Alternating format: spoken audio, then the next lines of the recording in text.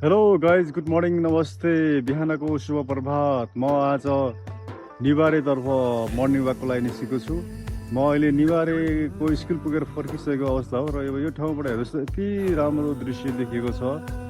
मुक्लिन र खैरिनतर्फको यो पुल, चितवन र तनहुँतर्फको पुल भनौँ न। हेर्नुहोस् त, दुईवटा पुल। यो नयाँ पुल चाहिँ यो भर्खरै बनाएको नयाँ पुल हो भने पुरानो पुल पुरानो भएर अहिले भाइरल भएको छ। यहाँबाट म त्यो दृश्य हेरेर आफूलाई उत्तेजित बनाइरहेको छु।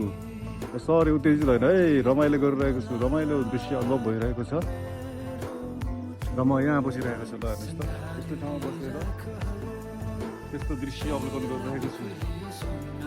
त्यो दृश्य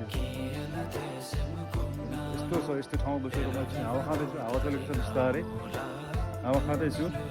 म अहिले निबारेको स्कुल पुगेर फर्किसकेको अवस्था हो र म यहाँ बसिरहेको छु।